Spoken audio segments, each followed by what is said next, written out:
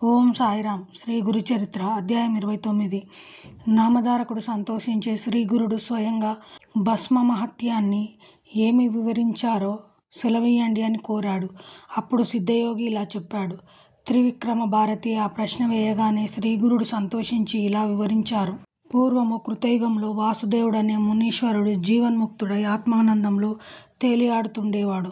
ఆ ముని జడలు నారబట్టలు ధరించి వంటి నిండా విభూది పూసుకొని అక్కడక్కడ సంచరించి చివరకు నిర్మానుష్యంగా ఉన్న క్రౌంచారణ్యంలో నివసించసాగాడు. ఆ అడవిలో ఒక బ్రహ్మరాక్షసుడు కనిపించిన ప్రాణినల్లా చంపి తింటుండేవాడు.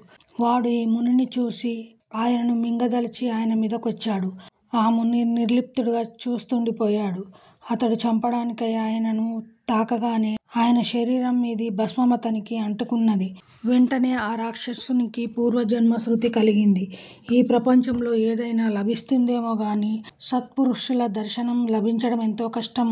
అన్ని ఘోర పాపాలు చేసిన ఆ రాక్షసునికి కూడా ఆ ముని యొక్క స్పర్శ తగలగానే అతడి హృదయం శాంతించి విశేషమైన జ్ఞానం ఉదయించింది. అతడు ఆ ముని శ్రేష్ఠుని పాదాలపై పడి, గురుత్తమ, నీవు సాక్షాత్తు భగవంతుడవు. మీ కటాక్షం వలన నా పాపాలన్నీ తొలగిపోయాయి. నా పాపపు తలంపులన్నీ ఆగిపోయాయి. నన్ను రక్షించు అని వేడుకున్నాడు. అప్పుడు వామదేవ మహర్షి, నీవెవడవు? నీవి అడవిలో ఎందుకున్నావు అని అడిగాడు. ఆ రాక్షసుడు నమస్కరించి ఇలా చెప్పాడు. స్వామి, మీ దయ వలన నాకు పూర్వజన్మలన్నీ గుర్తుకొచ్చాయి. నాకు 25 జన్మల కిందట ఉత్తమమైన జన్మ లభించింది. అప్పుడు నేను దుర్జయుడు అను పేరు గల యువరాజును. అప్పుడు నేను ఎన్నో పాపాలు చేసి ప్రజలకు ఎన్నో బాధలు కలిగించాను. మదోన్మత్తుడనై పరస్త్రీలనెందరినో చేజిక్కించుకొని మరెందరినో బలాత్కారం చేశాను. తర్వాత వారి ముఖమైనా చూసేవాని కాదు. వారి గతేమీ పట్టించుకునేవాని కాదు. ఒకప్పుడు వాళ్ళందరూ కలిసి నాకు శాపం ఇచ్చారు. అయినా నేను లెక్క చేయక తప్పతాగి ఇంకెందరినో భ్రష్టులను చేశాను. చివరకు నాకు క్షయరోగం వచ్చింది. అప్పుడు నన్ను శత్రురాజులు జయించి నా రాజ్యం ఆక్రమించుకున్నారు. అప్పుడు నేను ఎన్నో కష్టాలు పడి చివరకు చనిపోయాను. తర్వాత 10,000 సంవత్సరములు నరకంలో ఘోరమైన బాధలను అనుభవించి తర్వాత 100 సంవత్సరాలు పిశాచిమై సంచరించాను. తర్వాత జన్మలో పులిగా జన్మించాను. తర్వాత కొండ చిలువ, తోడేలు, ఊరపంది, కుక్క, నక్క, జింక, కుందేలు, కోతి, గ్రద్ద, కప్ప, కాకి, ఎలుగుబంటి, గ్రుడ్డిగాడిద, పిల్లి, కప్ప, తాబేలు, కాకి, చేప, పందికొక్కు, గుడ్లగూబ, ఏనుగు, పిల్లి అనే 24 జన్మలెత్తి 25వ జన్మలో ఈ విధంగా బ్రహ్మరాక్షసుడనయ్యాను. ఇప్పుడు మీరు కంటపడగానే మిమ్ముల్ని మృంగాలన్న గర్భాంతరంలో మీ మీదకొచ్చి మిమ్మల్ని తాకగానే నాకు ఈ జ్ఞానం కలిగింది. నేను చేసిన పాపాలన్నీ ఒక్కసారిగా తుడిచిపెట్టుకుపోయాయి. ఇక నాకు జన్మరాహిత్యం ప్రసాదించి రక్షించు. నాకేనాటి పుణ్యమో కించిత్తుండడం వలన మీరు నాకు లభించారు. స్మృతించినంత మాత్రానే నాకింత జ్ఞానం ప్రసాదించిన మీరు నిశ్చయంగా పరమేశ్వర్లే. కానీ నా వంటి నికృష్టుడికి ఇంతటి జ్ఞానం ఎలా కలిగిందో తెలపండి అని ప్రార్థించాడు. అప్పుడు వామదేవుడు, ఇది నా మహిమ కాదు, నా వంటిపైనున్న భస్మం యొక్క మహిమే. దాని మహత్యం పూర్తిగా తెలుసుకున్న వాడే లేడు. సాక్షాత్తు పరమేశ్వరుడే దానిని ధరిస్తాడంటే దాని మహిమ వేరే చెప్పాలా? అందుకొక నిదర్శనం చెబుతాను. పూర్వము కర్మభ్రష్టుడు, దురాచారుడైన ఒక ద్రావిడ బ్రాహ్మణుడు ఉండేవాడు. అతడొక శూద్ర స్త్రీని చేరదీసినందుకు ఊరంతా అతన్ని వెలివేశారు. చివరికి అతని తల్లిదండ్రులు కూడా అతన్ని చేరనివ్వలేదు. క్రమంగా అతనికి త్రాగుడు అలవాటై అందుకు డబ్బు లేక దొంగతనం చేస్తుండేవాడు. ఒకనాడతడు తప్పతాగి ఒక శూద్ర స్త్రీ వద్దకెళ్ళగానే అక్కడ వేరొక ప్రియుడెదురై అతన్ని చితకబాది ఊరి బయట ఒక గోతిలో పారవేశాడు. అతడు కొన ఊపిరితో పడి ఉండగా చూసి శవమనుకొని పక్కనే బూడిదలో పడుకొని ఉన్న ఒక కుక్క పీక్కు తినటానికి వచ్చి అతనిని నఖశిఖ పర్యంతము వాసన చూసింది. అప్పుడు దాని వంటి మీదనున్న బూడిద కొంచెం అతడి తలపైన పడింది. కొద్దిసేపట్లో అతనికి అవసాన దశ రాగానే యమదూతలు వచ్చారు. ఇంతలో ఎక్కడి నుండి వచ్చారో గాని శివదూతలు వచ్చి వాళ్ళను తరిమివేశారు. అప్పుడు యమధర్మరాజు అక్కడికి వచ్చి వారిని కారణం అడిగాడు. అప్పుడు శివకింకరులు ఆ శవంపైనున్న విభూది చూసి విభూది పూసుకున్న వారందరినీ కైలాసానికి తీసుకుని రమ్మని మా పరమశివుడు ఆదేశించాడు. భస్మం ధరించిన వారి పాపాలన్నీ నశిస్తాయి అని చెప్పారు. కనుకనే ఓ రాక్షసుడా, నేను భక్తితో విభూది ధరిస్తాను అని వామదేవుడు చెప్పాడు. అప్పుడు ఆ రాక్షసుడు, స్వామి, సాక్షాత్తు మీరు ఆ పరమేశ్వరులే. నా పూర్వపుణ్యం లేశం వలన మీ దర్శనము ఈ జ్ఞానము లభించాయి. ఇకనైనా నన్ను ఉద్ధరించు. అంతటి మాత్యం గల ఈ భస్మాన్ని ఏ విధంగా ధరించాలో వివరించు అని వేడుకున్నాడు. వామదేవుడు ఇలా చెప్పాడు.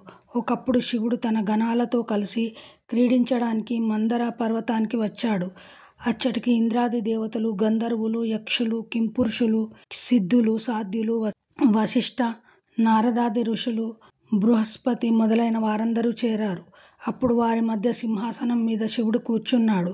కర్పూర కాంతి గల దేహంతో, జడలు, నాగాభరణాలు, చంద్రవంక, సకలాయుధాలు ధరించిన ఆయన ఎర్రని వస్త్రాలు ధరించి ఉన్నాడు.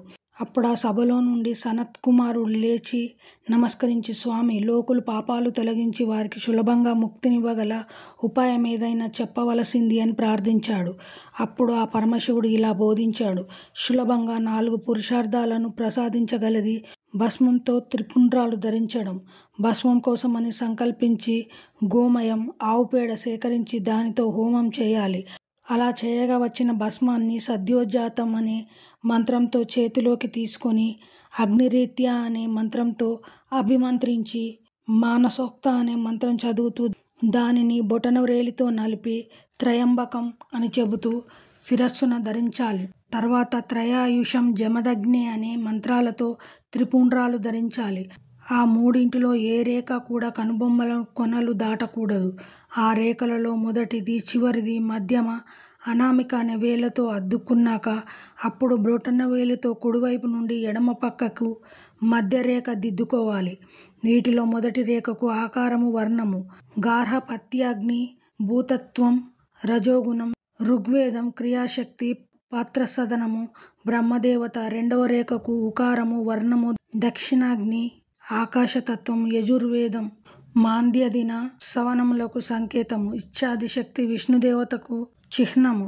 మూడవ రేఖకు మకారము, అహవనీయాగ్ని, సత్వగుణము, జ్ఞానశక్తి, తృతీయ సవనము, శివునికి సంకేతము. ఇలా భావించి త్రిపుండ్రము ధరించాలి. ఈ రీతిన భస్మం ధరించిన ముముక్షువులకు ముక్తి లభిస్తుంది. మిగిలిన వారికి వారు కోరిన పురుషార్థాలు లభిస్తాయి. కనుక 4 ఆశ్రమాలకు చెందిన వారు భస్మం ధరించాలి. దానివలన పాపాలు నశించి పుణ్యం చేకూరుతుంది. ఈ విధానం తెలియకపోయినా సంపూర్ణమైన విశ్వాసంతో భస్మం ధరించినా చాలు, పాపాలన్నీ నశిస్తాయి. భూమిపైనున్న తీర్థాలన్నింటిలో స్నానం చేసినంతటి పుణ్యము, మంత్రాలన్నీ అనుష్ఠానం చేసిన ఫలితము లభించడమే కాక ఇతరులకు కూడా ఉత్తమ గతి లభిస్తుంది. వ్యాధి భయం తొలగి దీర్ఘాయువు, ఐశ్వర్యము, జ్ఞానము లభిస్తాయని శివుడు చెప్పాడు. కనుక ఓ రాక్షసుడా, ఈ భస్మం వల్లనే నీకిట్టి జ్ఞానం కలిగింది అని చెప్పి కొంచెం భస్మం మంత్రించి వాసుదేవ మహర్షి ఆ రాక్షసుడికి ప్రసాదించాడు. దానిని ధరించి ఆ రాక్షసుడు ముక్తుడై మహర్షికి ప్రదక్షిణము నమస్కారం చేసి స్వర్గానికి వెళ్ళిపోయాడు. వామదేవుడు త్రిమూర్తి అవతారము. జీవులను ఉద్ధరించడానికి మానవాకృతిలో భూమిపై సంచరిస్తుంటాడు. ఈ భస్మ మహిమ గురించి శౌషకాది ఋషులకు శూత మహాముని కూడా చెప్పాడు. శ్రీగురుడు వివరించి చెప్పిన భస్మ మహిమ గురించి విని త్రివిక్రమ భారతి ఆయనకు నమస్కరించి తన ఆశ్రమానికి వెళ్ళిపోయాడు. శ్రీ దత్తాయ గురవే నమః. శ్రీ శ్రీ పాద శ్రీ వల్లభాయ నమః. శ్రీ నృసింహ సరస్వతై నమః.